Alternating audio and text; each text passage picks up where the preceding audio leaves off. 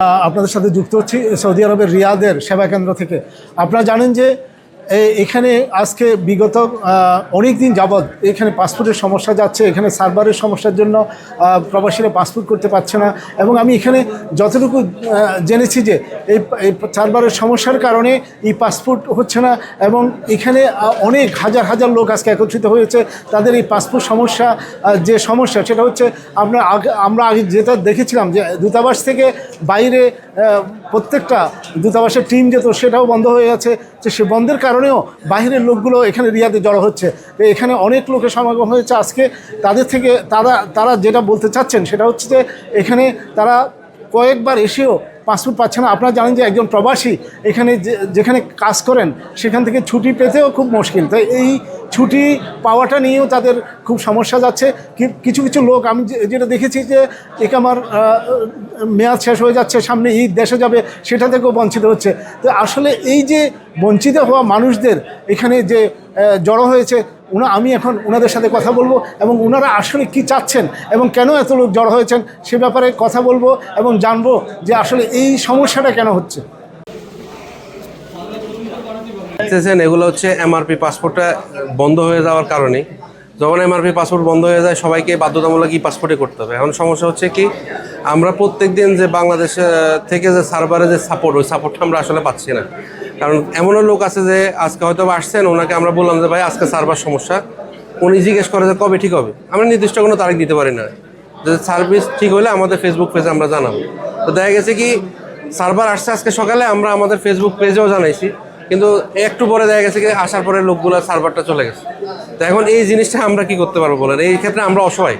কারণ আমাদের প্রবাসী ভাইরা আপনারা জানেন, কেউ 300 কিলোমিটার দূর থেকে আসতেছে, কেউ 1300 কিলোমিটার দূর থেকে আসতেছে, কেউ কপিলে ছুটি পায়, কেউ কপিলে ছুটি পায় না। তো উনি আসার পরে দেখা গেছে কি মূল ক্ষোভটা আমাদের উপরেই থাকে যে আমরা সার্ভিসটা দিচ্ছি না। আসলে মূলত আমরা সার্ভারের জন্য যে কাজ করতে পারতেছি না, ওইটা আমরা ওই গ্রাহক যিনি আছেন উনি হয়তো বা সার্ভার সম্বন্ধে তার অবগতিই নেই যে সার্ভার জিনিসটা কি। ওনাদের কথা হচ্ছে হয়তো বা আমরা ইচ্ছা করে কাজ করতেছি না।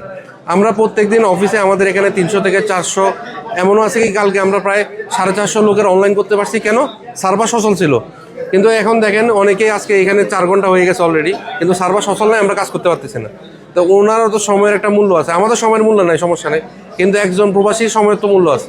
এখন এটা সমাধান কোথায় কি আসল বিষয় তো আমরা এবং আমরা যতটুকু দেখছি যে অনেকেরই হচ্ছে যে আপনার একামা করতে পারতেছে না, তাদের পাসপোর্টের মেয়াদ শেষ হয়ে যাচ্ছে এবং দীর্ঘদিন যাবৎ এই সমস্যাটা। তো আসলে এটার প্রতিকারটা কি? এটার প্রতিকার বলতে মূলত হচ্ছে আমরা দূতাবাস দোনো পক্ষেই কাজ করছে। আমরা এখান থেকে কোনো সমস্যার সম্মুখীন হলে সেটা আমরা দূতাবাসে জানাই, দূতাবাস থেকে বাংলাদেশে যতটুকু দরকার ততটুকু যোগাযোগ করা হয়। এখন সমস্যা হচ্ছে প্রত্যেক মাসে এমআরপি পাসপোর্টের চার্জেস হলো 25 থেকে 30,000 শুধু রিয়াদে, অ্যাটলিস্ট 20,000।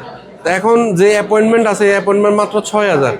এখন আপনি যদি প্রত্যেক মাসে 20,000-এর জায়গায় 6,000 নেন, তাহলে বাকি 14,000 লোক প্রতি মাসেই বাড়তেছে। এই চাপ কীভাবে সামলাবেন যদি ইয়াটা না করতে পারেন?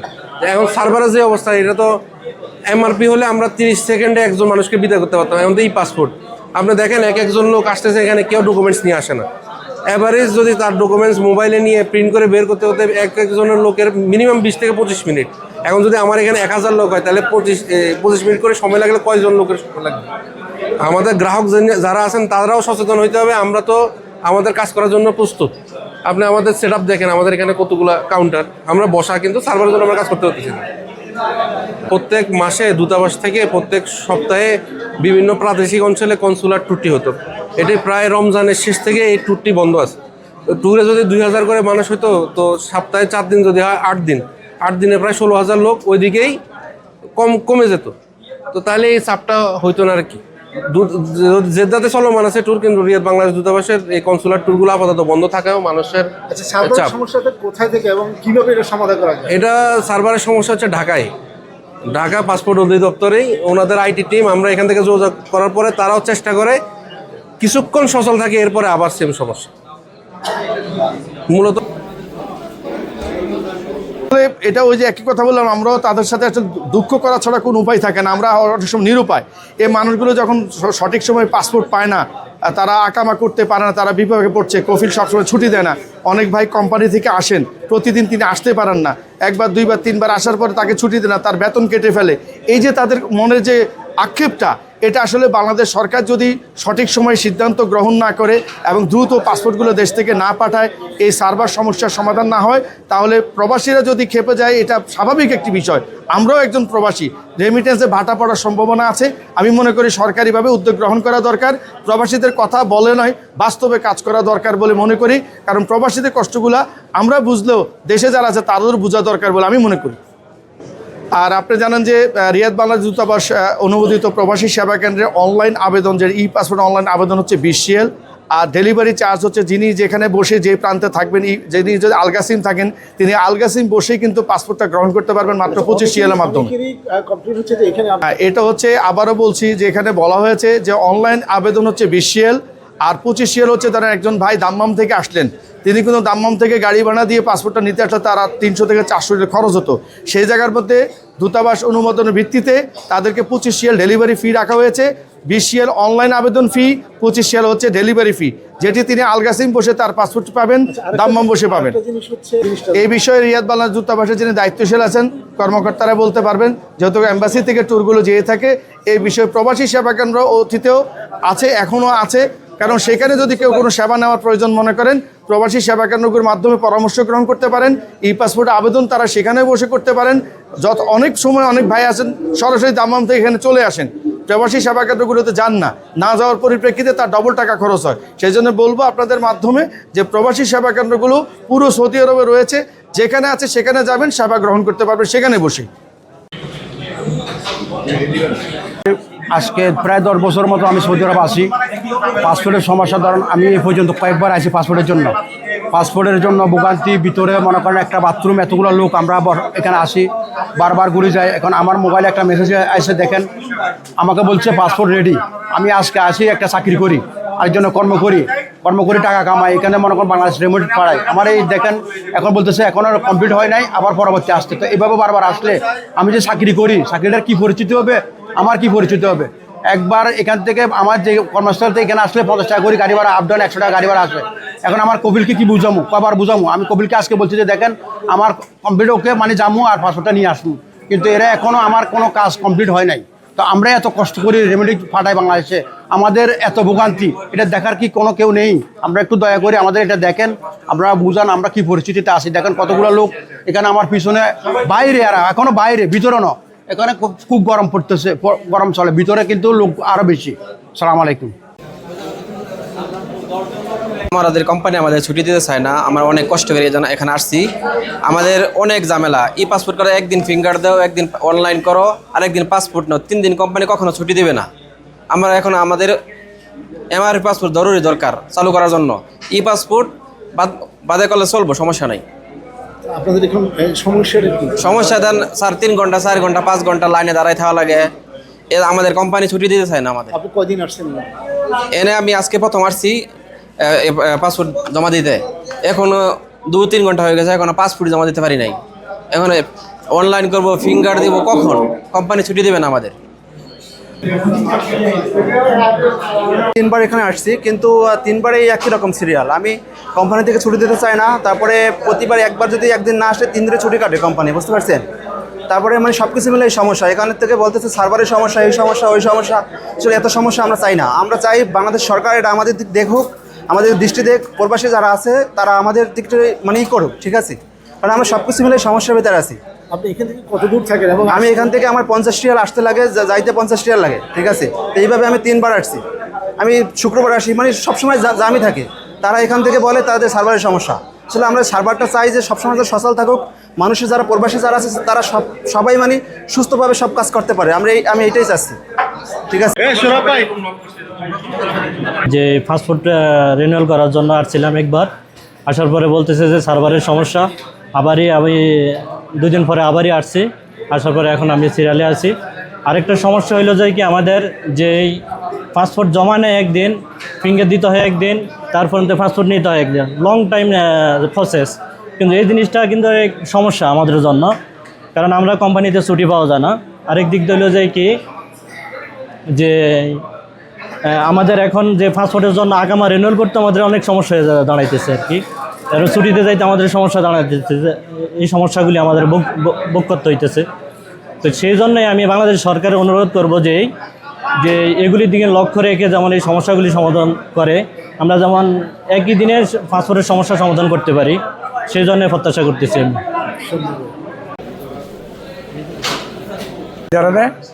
একবার পাসপোর্ট বানাইছি, পাইছি। এখন পাসপোর্ট বানাইতে দিছি জানুয়ারি মাসের 3 তারিখে। সে বলছে এপ্রিল মাসের 3 তারিখে পাসপোর্ট নিয়ে যাব। এতদিন অপেক্ষা করছি, কোনো মেসেজ আসে না। এখন আসছি 100 টাকা গাড়ি ভাড়া দিয়ে, 100 রিয়াল গাড়ি ভাড়া দিয়ে আসছে। এখন আসে পাসপোর্ট আসে না। এখন কফিলে করতে হবে, যদি তোমার পাসপোর্ট আসুক না আসুক আমি খরচ লাগাই দিই, টিকিট দিয়ে দিই, তুমি চলে যাও। এটা গাফলতি কার? এই সৌদির এই সরকারের না আমাদের, না আমার বাংলাদেশের সরকারের? এটার জন্য আমি সুষ্ঠু বিচার চাই বাংলাদেশ সরকারের কাছে। কীভাবে আমরা পাসপোর্ট পাবো, কীভাবে সৌদি আরবে আমরা কর্মরতভাবে কাজ করে 2টা পয়সা উপার্জন করে বাংলাদেশে পাঠাইতে পারবো, সেই প্রসেস কি বাংলাদেশ সরকার করিয়ে দেবে? না করিয়ে দিতে দেয়, সেই এম্বাসি বন্ধ করে আমাকে বাংলাদেশ সেই প্রবাসীগুলো সব বাংলাদেশে নিয়ে আমাকে একটা কর্মস্থানের ব্যবস্থা করবে। দেখেছি আমি এতক্ষণ পর্যন্ত এখানে যারা প্রবাসীরা আছেন, যারা ভুক্তভোগী আছেন, তাদের সাথে কথা বলেছি। আসলে এখানে গত ডিসেম্বর মাস থেকে এমআরপি পাসপোর্ট কোনো ঘোষণা ছাড়াই বন্ধ করে দিয়েছে। তো এই বন্ধ করে দেওয়াতে এখানে আসলে অনেক জটিলতার সৃষ্টি হয়েছে। আর তাছাড়া আপনারা জানেন যে ই পাসপোর্টের ব্যাপারে এখানে যারা জড়ো হয়েছেন তারা বলছেন যে তাদের অনেকেরই এই পাসপোর্টের সাথে তাদের যে জন্ম নিবন্ধন আছে বা তাদের যে আইডি কার্ড আছে সেটার সাথে কোনো মিল না থাকাতে তারা বিরাট বিপাকে পড়ে গেছেন। আর তাছাড়া এখানে সার্ভার সমস্যাটা হচ্ছে সবচাইতে বড় সমস্যা। সার্ভার সমস্যার কারণে প্রত্যেকটা লোক এখানে প্রায় 5 বার আসতে হয়েছে। তো এই যারা ভুক্তভোগী আসতেছেন তারা বলছেন যে তাদের এই আসা যাওয়াতে তাদের যে খরচ, ইভেন তাদের যে কফিলের সমস্যা, তাদের স্পন্সর যে সমস্যা, তাদের চাকরি ক্ষেত্রে অনেকেরই চাকরি যাওয়ার ব্যবস্থা হয়েছে। আজকে অনেকজন আমাকে জানিয়েছেন যে এখানে তারা, আপনারা জানেন যে এখানে স্পন্সরের আন্ডারে যারা কাজ করছে তাদেরকে অনেক 4-5 দিন একসাথে ছুটি দেওয়া হয় না। এখানে আসার পর তাদেরকে একটা টাইম দেওয়া হয়, এই টাইমের মধ্যে তারা যাতে আসেন। তো তারা ঠিক টাইমে আসার পরেও দেখা গেছে 2 দিন 4 দিন 5 দিন এসেও তাদের কাজ হচ্ছে না। এই যে সমস্যা, এই সমস্যাতে তাদের একামার মেয়াদ শেষ, একামা করতে পারতেছে না। সামনে ঈদ, তারা ঈদে ঘরমুখী, সেটা থেকে বঞ্চিত হচ্ছেন।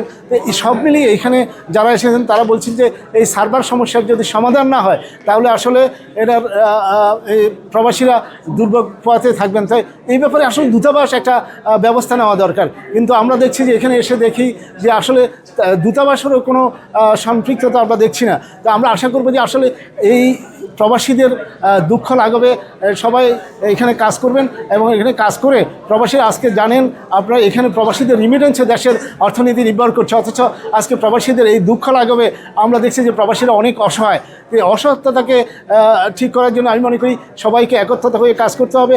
আর সবচাইতে বড় কথা হচ্ছে পাসপোর্টের আজকের যে সমস্যাটা, এই সমস্যাটা খুব বিরাট সমস্যা হিসেবে প্রবাসীদের দেখা দিচ্ছে এবং অনেকেরই চাকরি যাবেন বলে প্রবাসীরা বলছেন।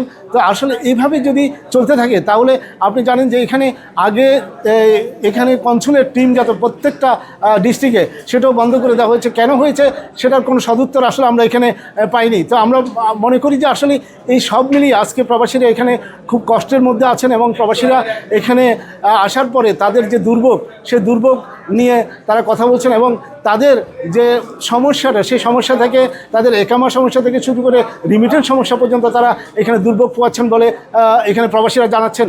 সৌদি আরবের রিয়াদ থেকে Mohammad Abul Bashir, bureau chief, RTV।